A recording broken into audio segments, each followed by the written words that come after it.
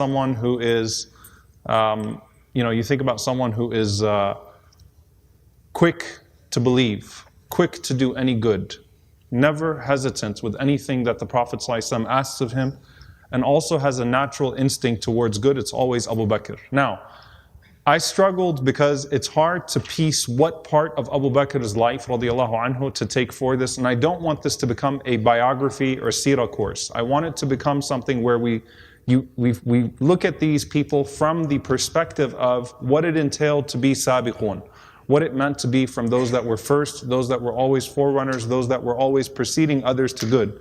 And so with Abu Bakr radiallahu ta'ala anhu, it'll probably take us 2 classes, maybe 3, to just go over that aspect of his life and what makes him so unique in the way that he is distinguished within the books of seerah, within the books of biography. So we'll kind of go to the very beginning of this. Abu Bakr radiallahu ta'ala anhu is from a tribe called Banu Taym. Banu Taym. And Banu Taym is not one of those big tribes that you find in early Mecca. It's not Banu Makhzum, it's not Banu Adi, it's not one of the major tribes, Banu Hashim. These are some of the big tribes of Quraysh that you often hear about. Banu Taym is a sub-tribe of Quraysh, and it's a very small tribe. One of the good things about this tribe is that it's noble. It has a reputation for not being combative, not being messy, not inserting itself into some of the tribal warfare that would take place. It has a good reputation as a tribe, people that would generally play the role of being peacemakers. Okay, so it has the nobility of a big tribe in Mecca, but at the same time it doesn't have the size, nor does it participate in the type of combat that a lot of the other big tribes in Mecca participated in. And when you look at the companions of the Prophet ﷺ, you can often group them in tribes. The only 2 real notable tribes notable people from the companions of the Prophet ﷺ from Banu Taym are actually Abu Bakr and Talha. 2 pretty big names. But those are the 2 notable names from this tribe of Banu Taym. And of course, all of Abu Bakr's family and all of Talha's family, may Allah be pleased with them, will come under this tribe of Banu Taym. Now, Abu Bakr's actual name, what's Abu Bakr's real name? Abdullah ibn Abi Quhafa. What's Abu Quhafa's name? Abi Quhafa also is a kunya. Anyone know Abu Quhafa's name? So his name was Abdullah ibn Uthman. Abi Quhafa is Uthman. Abdullah ibn Uthman. Abdullah ibn Uthman. Some of the narrations say his name prior to Islam was Abdul Ka'bah, the servant of the Ka'bah, and the Prophet ﷺ changed his name to the servant of Allah. And his father is Abi Quhafa. Actual name is Uthman. His mother is Khair. Her name is the mother of good. SubhanAllah, it's like she was meant for this. Salma bin Sakhr radiallahu ta'ala anha also would become Muslim actually pretty early on, the mother of Abu Bakr. So Abu Bakr has a lot of interesting names, and there are meanings to these names. Okay, there are meanings to these names for us to take lesson from. Who can tell me, and Abu Bakr, let's just put this out there from now. Abu Bakr means the father of what? What is Bakr? It's the young camel. So Abu Bakr radiallahu anhu had a particular interest with the different types of animals that were there. He had a particular interest in raising camels, and so his nickname became Abu Bakr. Usually if you have an interest in something or you indulge in something too much, they'll call you Abul, the father of that thing. So he's the father of the young camel. That became his nickname. And he would go by that for the rest of his life, radiyallahu ta'ala anhu. There's also a nickname that he had, Atiq. Atiq. What does Atiq mean? The one who is freed. The one who is freed.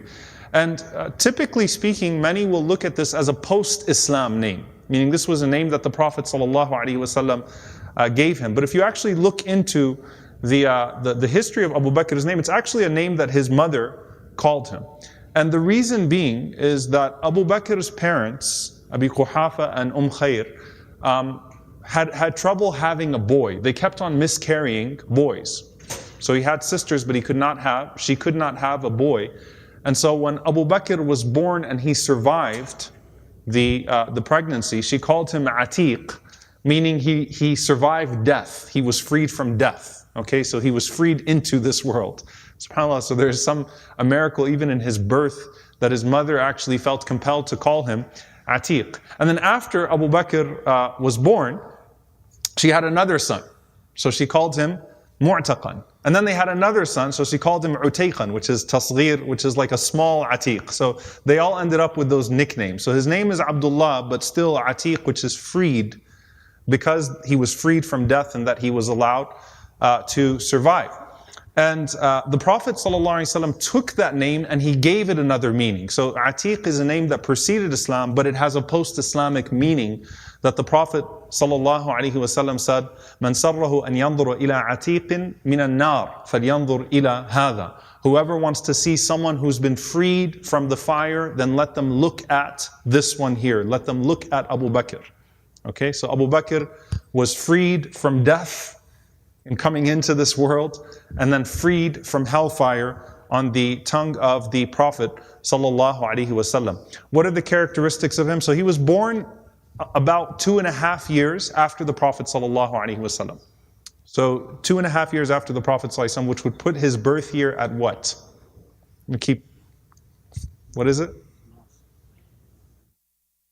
You can't say 2. 572. The Prophet, peace be upon him, was born 570. Abu Bakr radiallahu anhu was born in the year approximately in the year 572. He grows up in this noble tribe, very special young man. The characteristics of him sound very much so like the Prophet ﷺ. He loved poetry. Abu Bakr radiallahu anhu had a great love for poetry. But subhanAllah, he had an aversion to poetry that contained shirk, that contained polytheism, even as a young man. So he loved poetry. He was known to study ancestry. He knew the tribes, he knew where each person came from, without you having to spit into a cup and send it to somewhere that'll eventually be used to destroy you. Abu Bakr radiallahu anhu could look at you, he could tell you where you were from, what you were from, who your great-great-great-grandparents were, where this tribe mixed with this tribe. Abu Bakr radiallahu anhu had an incredible memory and an incredible understanding of the lineage of the Arabs. Extremely eloquent, extremely sharp, very, very smart, and he rose in the marketplace very quickly. So he was sharp and he was brilliant at his trade. So he was a merchant radiallahu anhu, and his sharpness is what caused him to be very wealthy, very good at trade. And people loved to do business with him because he was very honest. All right, so there's actually an Arab that wrote a poem about him being, excelling in the marketplace, getting rich off of honesty. How few people get rich off of honesty. So his honesty gained him a reputation in the marketplace and trade. And he used to trade in garments and cloth, radiallahu ta'ala anhu. So different types of fabrics and things of that sort. And that was what gained his reputation in the marketplace. In his intelligence and in his fitrah, in his natural disposition, he found idol worship silly. Okay, very early on. And so his father took him, Abu Quhafa took him to the Kaaba as a young man, and he sat him in front of an idol, in front of one of the asnam, and he said, go ahead and worship it, I'm gonna go and I'll come back. Okay, so he left him there with the idol in front of the Kaaba. Just think of the image, right? Abu Bakr is a young man standing in front of the Kaaba, there are idols in front of him. He said, I'm gonna go, come back, do some worship. So he looked at the idol and he said, Ya Rabb, he called the idol, oh my God, but in a way of testing it. He said, I need some nice clothes, so clothe me. He looked around, nothing happened. Then he said to another idol, he said, I'm hungry, give me food. Nothing happened, right? So then he kept on talking to them, and he said, what is it with these? They don't talk, they don't benefit. And he said, if I pushed one of them, it would break. So he said, what type of God? Ayu ilahan hadha? It didn't click with him, even as a young man. And so Abu Bakr radiallahu anhu took a stone and he looked at one of the idols and he said, I'm about to throw a stone at you. If you're a God, protect yourself. Threw the stone at the idol, it fell over. Abu Bakr radiallahu anhu said, this is nonsense. So he completely abandoned idol worship. And he practiced as he just never worshipped idols, similar to the Prophet sallallahu alaihi wasallam. Of course, this is his best friend, Right? The Prophet ﷺ never worshipped an idol. Abu Bakr never worshipped an idol. There's one more person who Aisha radiallahu anha says never worshipped an idol or drank alcohol, other than, I'm not talking about Zayd radiallahu anhu or some of those others that were Hanif. They weren't hostile to idolatry. They didn't say anything, or they weren't publicly preaching against it, but they didn't worship idols, nor did they drink alcohol. So he said there were three, or she said there were three. Rasulullah sallallahu alaihi wasallam, obviously, Muhammad, Abu Bakr, and Uthman. Okay, so these three never worshipped idols, nor did they drink alcohol. They found it to be counter to their fitrah, to their natural intelligence, their natural goodness. And that incident of Abu Bakr radiallahu anhu with the idols, what does it remind you of when you think of a prophet? Who does it remind you of? Is there an image that comes to your mind? It reminds you of Ibrahim, doesn't it? Ibrahim alayhi salam, right? This is Ibrahim alayhi salam being put in front of the idols as a kid as well. And it's very interesting because Abu Bakr is nicknamed with the same title as Ibrahim, as-Siddiq, the truthful one. He inclines towards the truth. There's sidq in him. There's a desire to the truth. There's an inclination to the truth. What is inside of him agrees with the truth naturally. So just like Ibrahim alayhi salam, extremely intelligent, eloquent, poking holes in idol worship, Abu Bakr radiallahu anhu is doing the same thing as a young man, even in those moments. Now, when did Abu Bakr become Muslim? So there's some narrations. So for example, there's Maymun ibn Mahran. He says that when the Prophet ﷺ went to Damascus, when we said the Prophet ﷺ went to Sham twice, okay? I'm always going to try to pull back other parts of this series so that you can keep on getting a full picture, right? The Prophet ﷺ went to Sham twice, right? When he went as a very young man, all right, who did he go with? Who took him to Sham the first time? His uncle, Abu Talib, right? And what happened when Abu Talib took him to Sham? Who saw him there?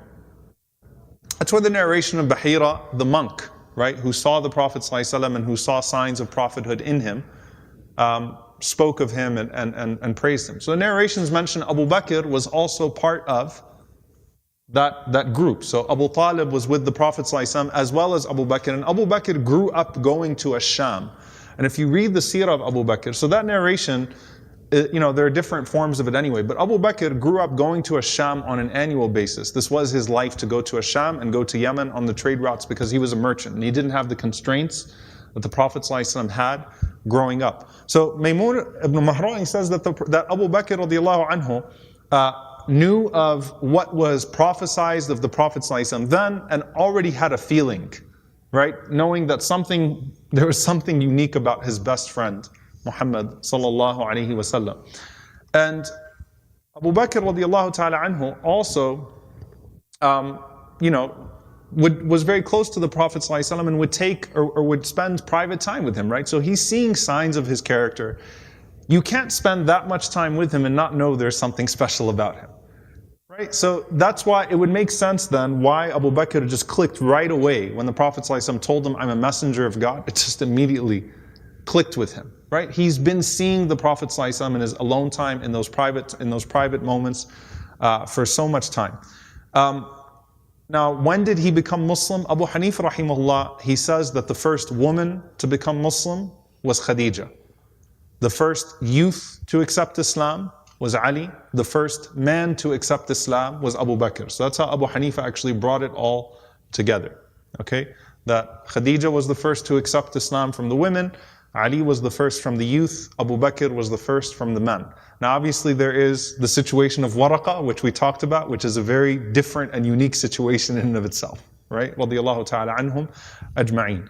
But when the Prophet ﷺ went to Abu Bakr radiyallahu ta'ala anhu, Abu Bakr immediately told him, Sadaqtuka, I believe you. When the Prophet ﷺ told Abu Bakr what happened and his experience with Jibreel, and Allah appointing him as a messenger of Allah, he immediately said, I believe you, right? So it was a complete buy-in.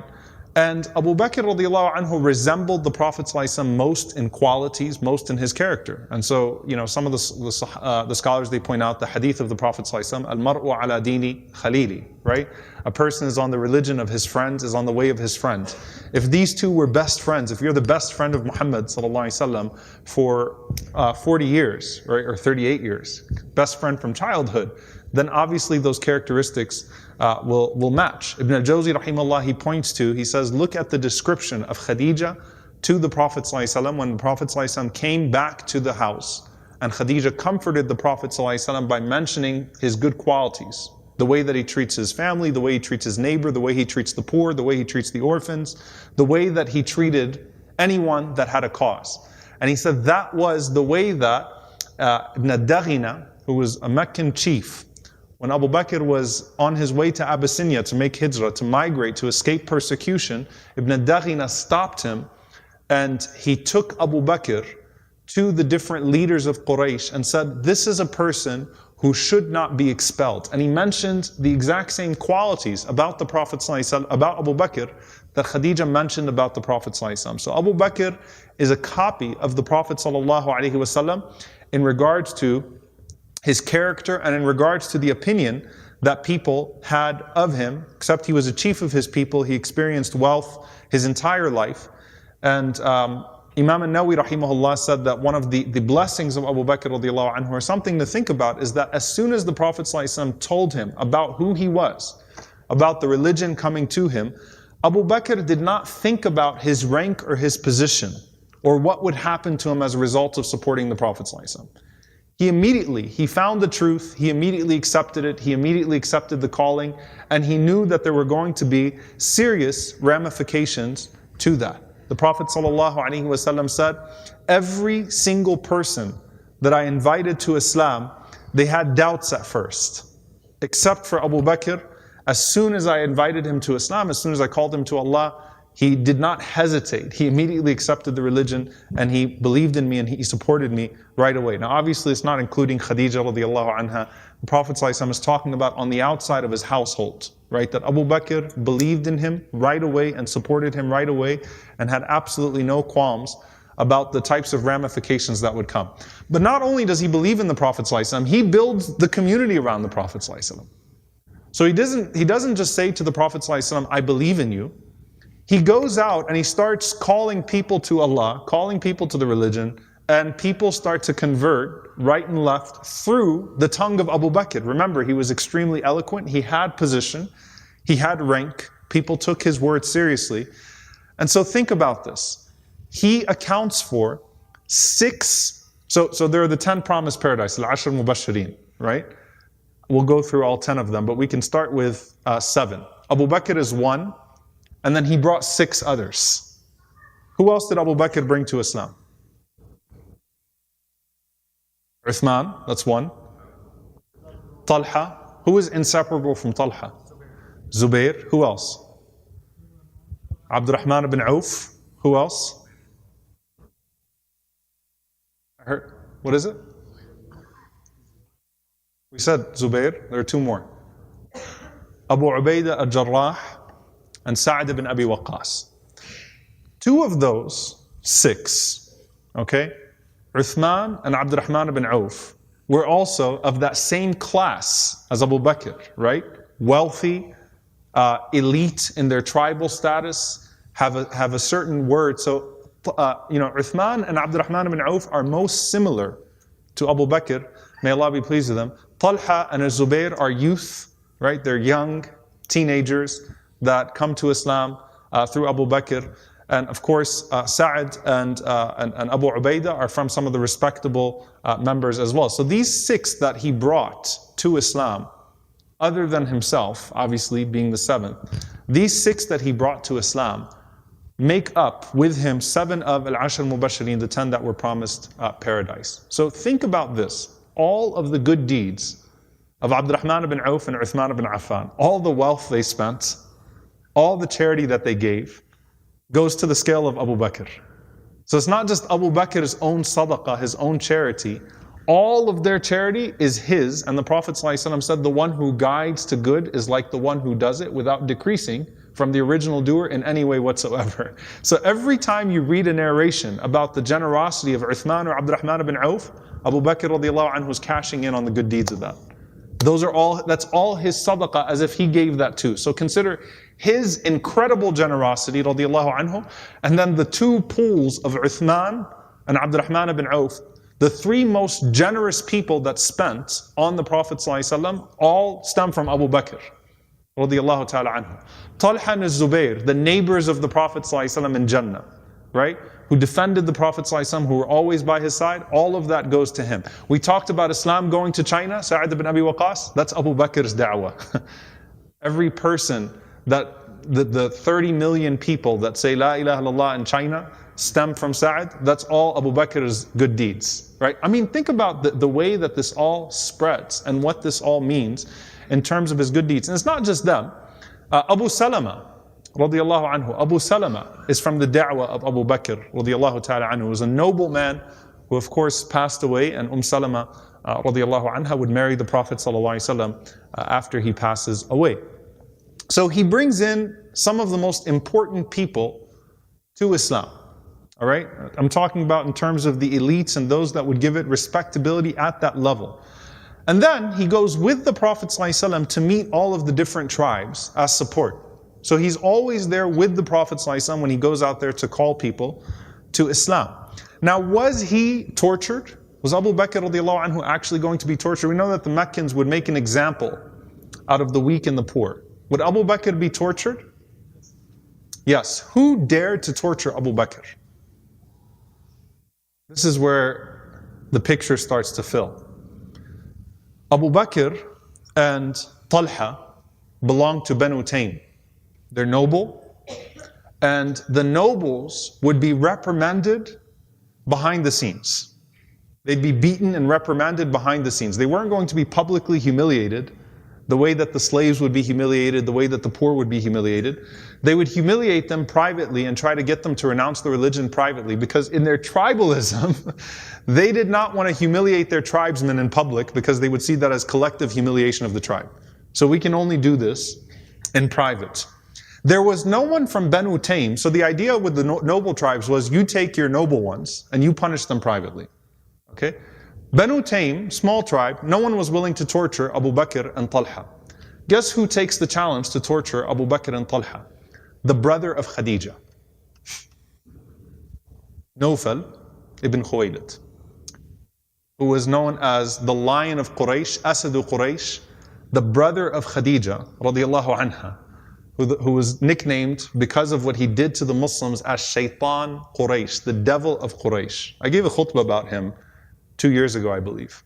Because how could the brother of Khadija be such a horrible, evil man to even go out in Badr to try to kill the Prophet ﷺ? So the brother of Khadija, Nawfal ibn Khuwaylid, takes a rope. He ties Abu Bakr and Talha together, and he beats them and tortures them in private together with one rope. Crazy, right? SubhanAllah. I mean, the brother of Khadija torturing Abu Bakr and Talha. And that's why they were actually called Al-Qarinayn, the two tied ones, because Abu Bakr and Talha were tied together by the same rope of Nawfal. Okay?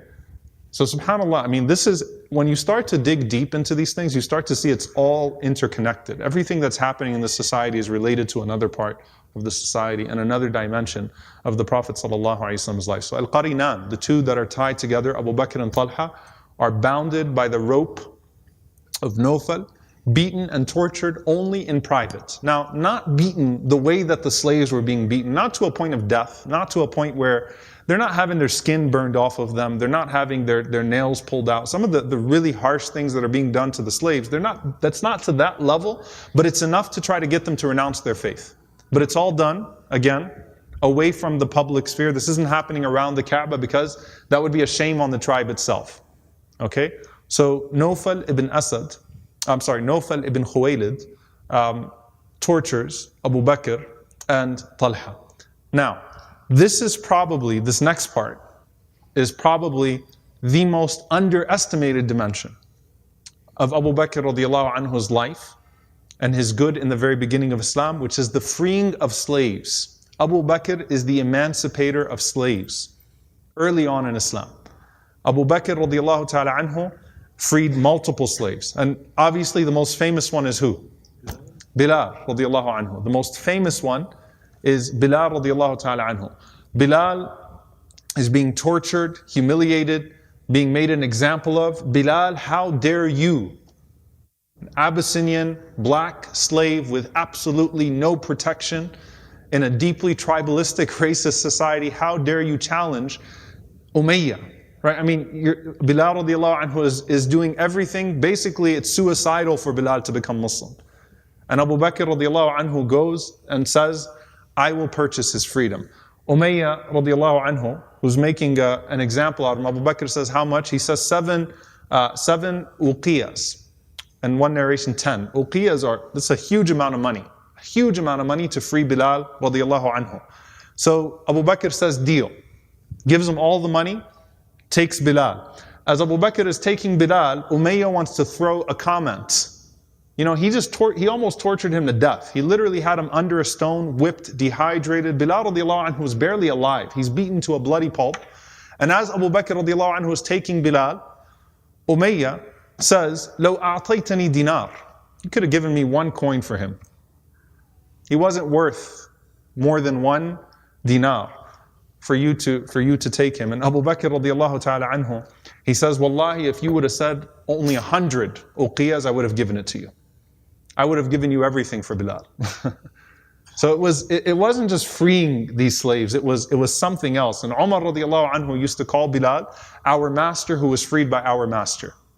Our master who was freed by our master. Bilal was our master, freed by our master Abu Bakr radiallahu anhu. Khabbab radiallahu ta'ala anhu, freed by Abu Bakr. Amr ibn Fuhayra, freed by Abu Bakr. There are some women that were freed by Abu Bakr, female slaves that were freed by Abu Bakr. And it didn't matter what their status was or what benefit they would bring to this new Muslim community. If Abu Bakr heard that a slave had become Muslim and was being tortured for that, he takes his money and he goes and he frees them. There was one woman by the name of Zunaira, and she was beaten to blindness for becoming Muslim. So they beat her till she lost her sight. And subhanAllah, they said, when Abu Bakr radiallahu anhu went to purchase her, a blind female slave, what use is she at this point, right? They said, مَا أَذْهَبَ بَصَرَهَا إِلَّا اللَّاتَ وَالْعُزَّةِ. They said that the reason why she went blind is because of Allat and Al-Uzza, the two idols. So it was her insult of religion. It was the gods that took her sight. And when they said that, she said, Wallahi, ma tadur Allat wal-Uzza wa ma tanfa'an. She said, I swear by God, Allat and Al-Uzza can't hurt anyone, nor can they benefit anyone. This is a blind slave girl being pulled away by Abu Bakr radiallahu anhu. And because of that, raddallahu basaraha. She actually could see after that. So her sight actually came back to her. Some of these people you don't hear about. One that absolutely shocked me. SubhanAllah, I've taught the story of Abu Bakr multiple times, and then I actually, because I'm trying to imagine the societal implications of this. One of the female slaves that Abu Bakr had freed was a woman by the name of Lubayna, who was the slave girl of Umar ibn al-Khattab radiallahu anhu. Umar was not a Muslim. Umar hated Islam. And when this particular slave became Muslim, Umar beat her until he would get tired. SubhanAllah, he said, I'm not stopping beating you because I pity you. It's because I'm tired. That's the type of wrath that she experienced from Umar before he became Muslim. And that was one of the regrets of Umar, right? That he beat someone like that for becoming Muslim. And Abu Bakr is the one who freed her, purchased her freedom. SubhanAllah, think about that. Who would have thought at some point the Prophet ﷺ and Abu Bakr and Umar become the two sheikhs of the community, inseparable. And in this early day of Islam, Abu Bakr is the one purchasing a beaten slave from Umar radiallahu anhu to free her from his cruelty. So Abu Bakr radiallahu anhu is going out looking for if he can hear the news of any one of these slaves. And this is a religion that started with the slaves. Right? This is who Islam appealed to in the first place. The du'afa, the masakeen, the weak, the downtrodden, the oppressed. This is where Tawheed, the idea of monotheism, really appealed, because they've been brutalized in the name of those idols. Right? Abu Bakr is going out and freeing them. And subhanAllah, his father, who's not a Muslim yet, Abu Quhafa says to him, He says to him, "Oh my son," he said, "people purchase slaves that are strong or healthy or have some sort of unique expertise that they can't get from anywhere else. Or they purchase a slave that would get everyone else in line." Right? People purchase slaves for reasons. Why are you freeing these weak ones that can't even do anything for themselves? What's the point of freeing these slaves? What are these people going to do for you? And Abu Bakr radiallahu anhu responded, "Ya Abi, inni la arju bi'itqihim ma 'inda Allah." He said, "Oh my father, I am seeking with their freedom what is with Allah." Guess what came down as a result of that? Surah Al-Layl, which I was reading. Ibn Abbas radiallahu ta'ala anhu says the consensus that Surah Al-Layl was revealed about Abu Bakr radiallahu ta'ala anhu. This particular moment where Abu Bakr was freeing these slaves that no one else wanted, that everyone else beat. And Abu Bakr radiallahu anhu, and people start saying like, maybe he's freeing Bilal because something happened in the past. They started to make up stories, right? Maybe there was some deal, some covenant, because it doesn't make sense. Why is Abu Bakr spending all of his money on these slaves, freeing all of these slaves? What are these women going to do for him? What are these men going to do for him? They have absolutely no benefit to the religion. And Allah responded to what Abu Bakr radiallahu anhu said, "Inni la arju bi'itqihim ma 'inda Allah." I seek with their freedom what is with Allah. وَمَا لِأَحَدٍ عِنْدَهُ مِنْ نِعْمَةٍ تُجْزَى إِلَّا ابْتِغَاءَ وَجْهِ رَبِّهِ الْأَعْلَى وَلَا سَوْفَ يَرْضَى. No one can compensate him for what he is doing. No one can compensate him for what he is doing. No one has enough money, enough power. Nothing could stop Abu Bakr, could satisfy that craving that he had to free these people and to do this, except for that which is with Allah, وَلَا سَوْفَ يَرْضَى, and Allah will certainly please him. Allah will certainly please him. Abu Bakr radiallahu anhu, when he came into Islam, he had 40,000 dinars. By the time they made hijrah, he only had 5,000 left, and most of it went to these types of things. I mean, at this time, you're not financing, in Mecca at this point, you're not financing any expeditions, any journeys of the Prophet ﷺ. What's there to spend upon? There's no masjid, there isn't much to spend fi sabilillah in Mecca. So out of his 40,000, which he saved all of that time, he left with only 5,000 because of all of the money that he was spending, primarily on freeing these slaves. And this is something that the Prophet ﷺ recognized, that there was something about the man spending very early on, that he did not care about the implications of spending fi sabilillah. So Abu Hurairah radiallahu ta'ala anhu says, that the Prophet ﷺ said, "Ma nafa'ni malun qat, ma nafa'ni malu Abi Bakr," that no money was ever benefited me more than the money that was spent by Abu Bakr radiallahu ta'ala anhu. So Abu Bakr, when he heard that, he started to cry, and he said, "Hal ana wa mali illa laka ya Rasulullah?" Am I and my money for anything but you, O Messenger of Allah? Like Abu Bakr was embarrassed when the Prophet ﷺ would say that. Jabir radiallahu anhu and Abu Sa'id, they narrate that the Prophet ﷺ would spend from the wealth of Abu Bakr like he would spend from his own. Now that's not insulting.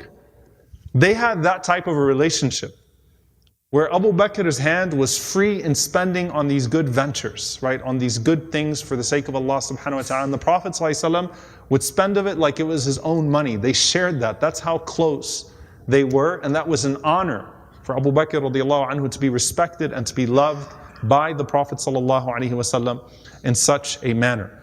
Now, what happens as Islam starts to spread? Now, Abu Bakr is first to believe in him from the men, right? And he's someone who has a unique position. He has clout, but it's not the type of clout that Abu Jahl or Umar or some of the more powerful, as in physically strong warriors, are known for. It's a clout that comes through respectability, through his money, through his tribal, elite, his tribe being elite.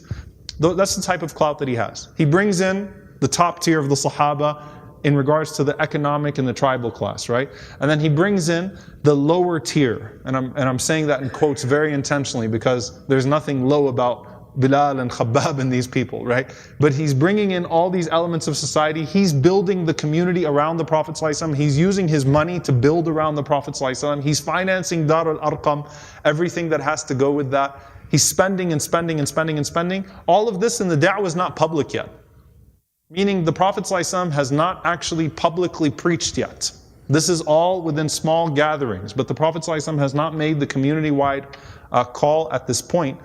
And obviously, as the community is growing around the Prophet ﷺ, there's a fear that this is going to get worse. Ali radiallahu anhu, and this is actually narrated by Ali, Abdullah ibn Amr, and Aisha, that Quraysh were surrounding the Prophet ﷺ, and so they started to rough him up.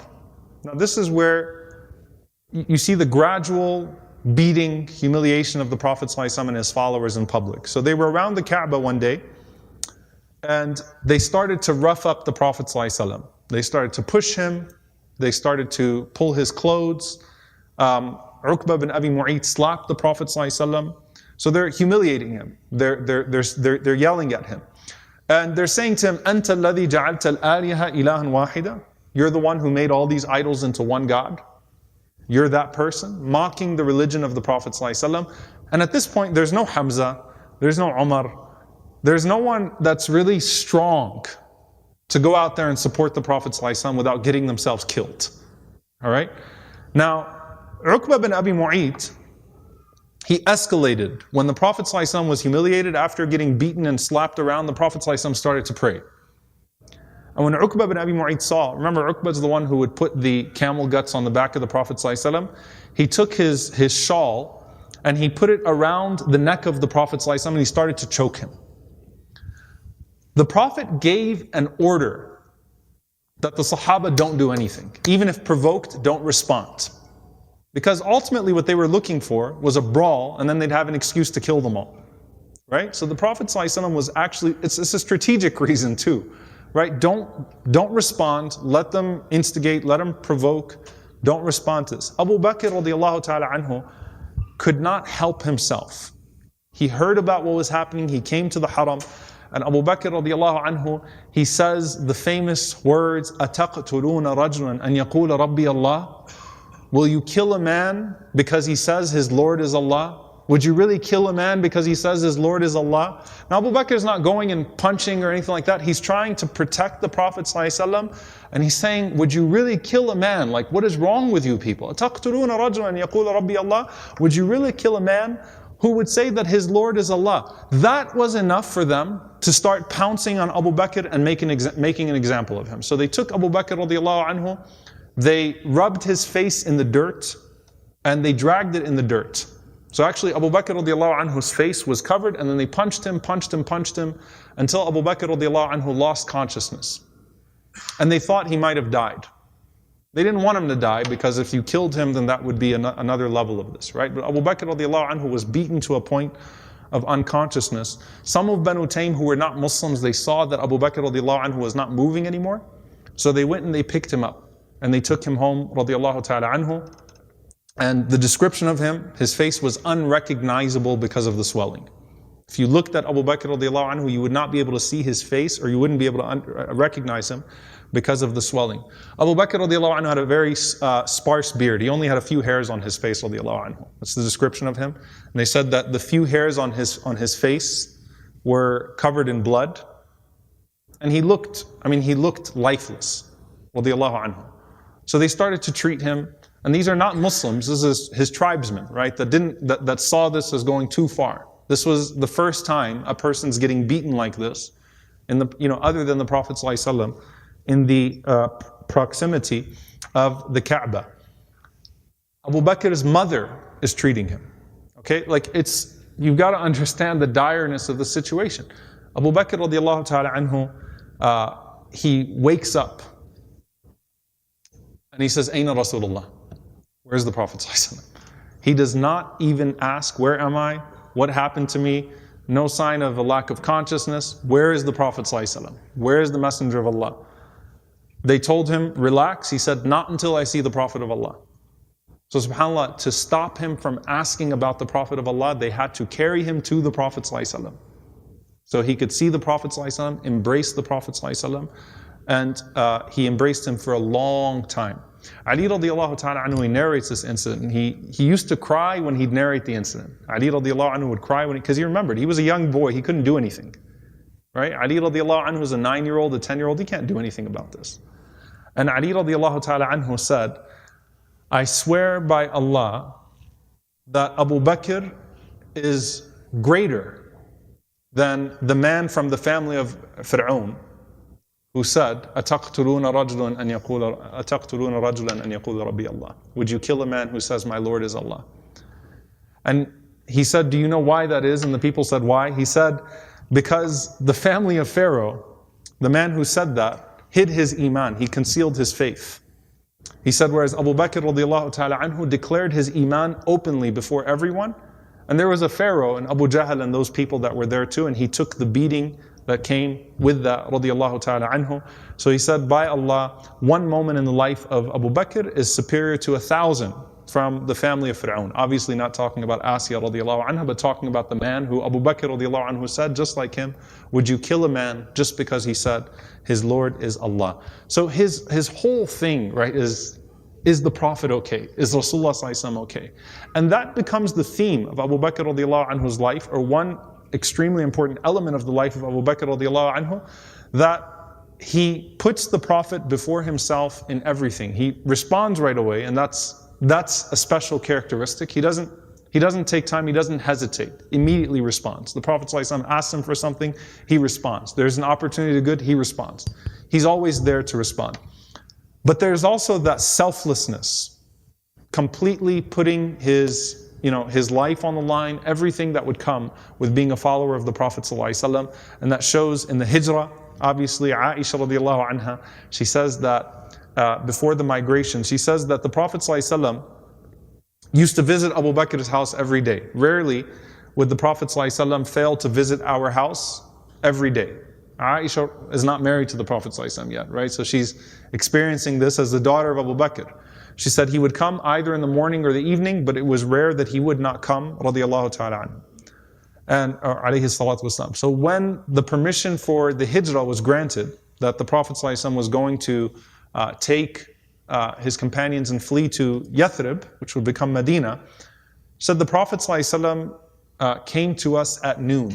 And it was a time that he would not typically come. So we knew that something was up. Abu Bakr was waiting for the news of what the Prophet ﷺ was going to do with him, whether he was going to send him and the family out alone.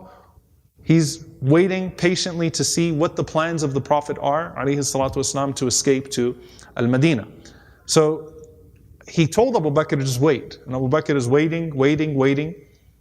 And so when the Prophet ﷺ came at that time, Abu Bakr radiallahu anhu said that this has to be something urgent. Right? He's coming at a time that he usually does not come. So the Prophet ﷺ asked permission to come in, and the Prophet ﷺ said, let no one else be in the home while we speak. This is a private matter. And Abu Bakr radiallahu anhu said, Ya Rasulullah, they're only my two daughters, Asma and Aisha, are in the room, and that's it. Meaning they'll go to the side, and it'll just be you and I that would talk. The Prophet ﷺ said to him that I've been informed, that I've been given the permission to migrate, to do hijrah. Abu Bakr radiallahu anhu said, As-suhba ya Rasulullah, your companionship, O Messenger of Allah, meaning do I get to come with you? Your companionship? The Prophet ﷺ said, As-suhba. Yes, the companionship, right? You'll get to be my companion. Abu Bakr radiallahu anhu starts to shout in joy, crying, happiness. Now, the Prophet ﷺ is the most wanted man in Mecca. Everyone's trying to kill him, right? There's literally the biggest bounty that was known to the Meccans on his head. Every tribe is vying to kill the Prophet ﷺ, and he just told Abu Bakr, you get to be with me in the middle of the desert while people come and try to find me and kill me. Aisha radiallahu anha, she said, when I saw my father cry like that, she said, she said, I didn't think like that people actually cry out of joy. It was weird to think of someone crying out of joy, right? Crying to me was reserved as an emotion for sadness. She said, إِلَّا لَمَا رَأَيْتُ أَبِي يَبْكِي تِلْكَ السَّاعَةِ, until I saw my father cry that particular moment. The way that Abu Bakr cried out of joy, As-suhba ya Rasulullah, I get to come with you, was something that I had never thought was possible from any person, radiyallahu ta'ala anhu. Abu Bakr radiallahu anhu said, Ya Rasulullah, I've got 2 camels prepared, they're ready to go, and I'll offer one of them to you. The Prophet ﷺ said, I'll only take it if I pay for it. So no, I'm not going to take my camel for hijrah from you as a gift. I'll pay for it. And so the Prophet ﷺ made that condition, and they went out, Razi Allah Tala Anha wa alayhi salatu wassalam. Abu Bakr appointed Asma, who was older, and Abdullah to help them in the hijrah. And the freed slave, Amr ibn Fuhayra. Amr ibn Fuhayra was known for being a guide. So Amr ibn Fuhayra is one of those that was freed by Abu Bakr radiallahu ta'ala anhu. So he would be the guide of the Prophet ﷺ and Abu Bakr, cover their tracks. Abdullah, the son of Abu Bakr, would listen to the news in Mecca and bring it to them on that journey. So coordinate points with them. And Asma radiallahu anha, the daughter of Abu Bakr, would carry the food to the Prophet ﷺ and to Abu Bakr radiallahu ta'ala anhu. When they went out in the hijrah, and I'm going to have to end within the next few minutes inshallah ta'ala, so this is probably a good stopping point. But when they went out in the hijrah, Abu Bakr radiallahu anhu did something strange, right? They'd be walking and then he'd go in front of the Prophet ﷺ. And then he'd go behind the Prophet ﷺ. And then he'd go to his left and then he'd go to his right. And the Prophet ﷺ is looking at him like, what are you doing? Why do you keep on switching spots? And he said, Ya Rasulullah, every time I think about the potential of someone coming from this direction, I go to that direction. So I think about someone might be coming from this way, so I go to this way. Then I think someone might be coming from this way, so I go to that way. So he's circling the Prophet ﷺ even as they're walking on this journey to protect the Prophet ﷺ. And of course, that's where they enter into Ghar Thawr. Has anyone ever been to Ghar Thawr, like inside of it? It's hard to get up there. Hira is a lot easier. Ghar Thawr is a tiny, tiny, tiny cave, meaning it can fit 2 people and that's it. If you extend your legs, it can only fit one of me, all right? It's a tiny, tiny, tiny cave. I mean, it hurts to actually get inside of Ghar Thawr. And it's very, very private, very hard to find. And you'd have to look for it. But at the same time, like the idea that the Prophet ﷺ and Abu Bakr were there and Quraysh came to the foot of that cave, subhanAllah, when you actually go there, it's a crazy thought. Because literally, if they would have looked, it wouldn't take but 1 foot, right? And you'd see their limbs, you'd see the leg of Abu Bakr or the leg of the Prophet ﷺ. So you imagine, they're hiding out in this cave. And while they're hiding out in this cave, before they're found, something happens. The Prophet ﷺ fell asleep, and they're crunched up. Abu Bakr radiallahu anhu noticed that a scorpion was coming in through the cave. He put his foot on the hole, and he let the scorpion pierce away at his foot to protect the Prophet ﷺ. Prophet ﷺ woke up by his tears. Right? I mean, he couldn't hold his tears from the pain of that scorpion drilling into his foot, radiyallahu ta'ala anhu, protecting the Prophet sallallahu alaihi wasallam. Then they're there, and of course, those that are trying to kill the Prophet sallallahu alaihi wasallam find him. They get to the mouth of the cave. And if you're there, you're thinking, that's it. It's been a good life. Alhamdulillah, we came this far. There's no way you're getting out of that, right? But of course, Allah protected with the nest and the birds that were there, that suggested that there was no one inside, as well as a spider web, according to some of the narrations. And they didn't even think to look down because of the spider web and because of the birds, right? So why would anyone, or how is it possible that there would be a fully formed spider web and the birds that would be there and the nest that would be there if there was a human being that was in there? So you imagine those moments where you're looking at the feet of these people, and you're sitting with the Prophet ﷺ, and the love that Abu Bakr had for the Prophet ﷺ, the sense of duty that he had to protect him, all that time. And you're looking at those feet. And in those moments, Abu Bakr radiallahu anhu starts to shake. He's scared, right? And the Prophet ﷺ says to him, مَا ظَنُّكَ بِاثْنَيْنِ اللَّهُ ثَالِثُهُمَا. He said, "Oh Abu Bakr, what do you say of 2 people and God is the 3rd? Don't worry. We're okay, right? لا تحزن إن الله معنا. Don't worry, Allah is with us. Why are you worried? Complete tranquility that the Prophet ﷺ had. Now, is Abu Bakr worried about himself, or was he worried about the Prophet? He's worried about the Prophet ﷺ. He's not worried about himself. He had no care for himself, right? In the presence of the Prophet ﷺ. And Allah subhanahu wa ta'ala refers to this in the Quran, إِذْ هُمَا فِي الْغَارِ إِذْ يَقُولُ لِصَاحِبِهِ لا تحزن إن الله معنا فأنزل الله سكينته عليه وأيده بجنود لم تروها. Allah mentions when the two were in the cave and Allah subhanahu wa ta'ala, one of them said to the other, meaning the Prophet ﷺ said to his companion, لِصَاحِبِهِ. By the way, that's another distinction. Allah called him his companion. لِصَاحِبِهِ لا تحزن إن الله معنا. Don't worry, Allah is with us. So Allah revealed His tranquility upon him. Who's the tranquility coming down upon? Abu Bakr. That's who it's speaking about in this moment. So Allah speaks about this in particular, it coming down on Abu Bakr radiallahu ta'ala anhu. And then I'll end with this moment from the Hijrah, inshaAllah ta'ala. They get out of the cave, they make their way to Medina, and on the way now, because the cave, you know, the Ghar is actually not very far away from Mecca, right? It's right out on the outskirts of Mecca. They hadn't really started the journey yet. But now they're on the way. Abu Bakr radiallahu anhu and the Prophet ﷺ had not had anything to eat or drink for days. Asma radiallahu anha is not able to reach them at this point. They're in the midst of the journey to Medina, all by themselves. And they find the home of a woman on the way by the name of Ma'bad radiallahu ta'ala anha. Ma'bad didn't know who they were. Bedouin woman that had a house somewhere in the middle of nowhere, right? Between Mecca and Medina.